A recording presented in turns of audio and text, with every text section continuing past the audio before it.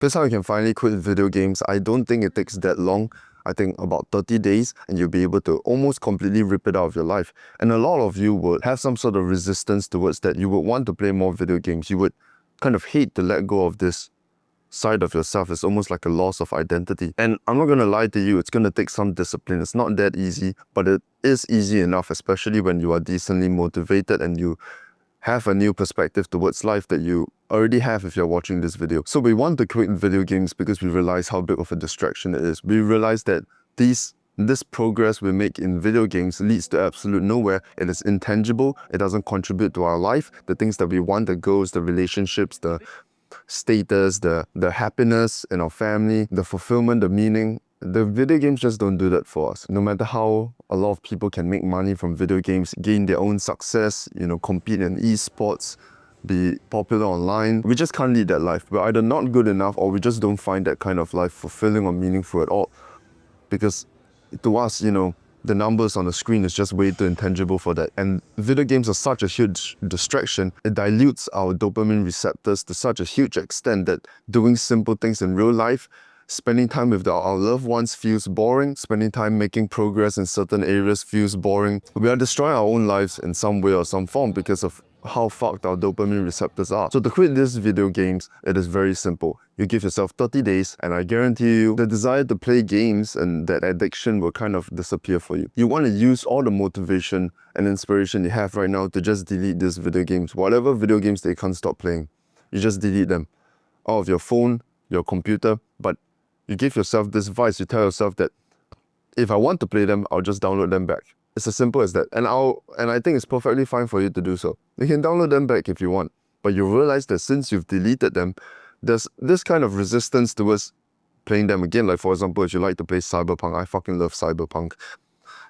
Story games, I absolutely love them. Even though I know that once I start playing a story game, I'll never stop for quite a while until I finish that game. And story games are beautiful, I have great appreciation for storytelling, characters on the screen. I know these forms of art can be written very, very well and could teach me a lot of things and could bring me a lot of spirituality and gratitude to my own life. So I still kind of indulge in story games sometimes, but what you want to do is to delete them. Then you allow yourself to play them whenever you want, but you have to delete them after you're done. And then when you install them again, there's this huge resistance towards it. So for example, something like Cyberpunk is fucking 100 gigs. Alright, it's gonna take a long time to download. So you only play when you have a humongous urge to do so. And besides that, because you're so occupied with your day-to-day life, you're probably going to be unbothered to download something like that back. You want to keep your phone fresh, your PC fresh, free of games. Then when you do that, you want to occupy your time, your day-to-day life, with things that you can make progress towards, things that naturally stimulate your dopamine receptors, like making progress in certain areas, getting stronger in the gym, making new friends, going to social events. If you don't do that, then you're just going to hop back to the game anyway, because it is the most, fulfilling thing that you have. It's the most quantifiable metric that you can look at and see that you're improving and feel good about. So you want to reorient your life entirely if you wish to change and if you wish to get out of this addiction. And quitting video games sounds like something that is so minute and so unnecessary. But the truth is, behind the wall of quitting video games is a whole different life waiting for you. It's when you actually start to live, because you stop trying to stimulate your dopamine receptors in some synthetic, artificial way, but actually go out there and feel how it feels to be in meaningful relationships, feel fulfillment from making progress in tangible endeavors. And that's just so much more beneficial and it feels so much better.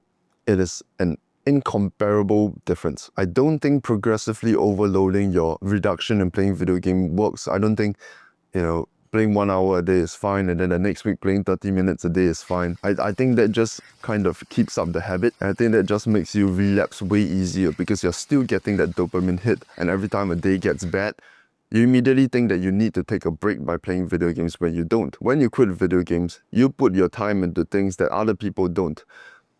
You put your time into reading more books, doing the things that you actually enjoy and getting really good at them. You start to sleep properly, you start to do all these things properly, you start to naturally eat healthier because of that productive momentum, because you are putting in some sort of investment into yourself. You're naturally going to walk towards things that help you make more progress in your day-to-day life. And because of that, just by quitting video games, you put yourself ahead of other people, you make yourself more attractive, you make yourself better at speaking to people because now you are more willing to since you're not dopamine fried by video games, just like that, you're ahead of everybody else in a couple weeks, in a couple months' time. Quitting video games is when you actually start to live. And of course, people say it once in a while is fine, and technically it is. But if you keep in mind that you are going to have video games readily accessible any point in time, then you're going to self-sabotage. You're going to eventually procrastinate. You're going to lead. You're going to turn towards that when things get difficult. And it's just counterproductive. So might as well just delete them. And if you really want to pay them back, just reinstall them and then delete them after you're done. Every time you're finished playing, delete the game again. You got this. I love you. Let's beat them all. It's a better world.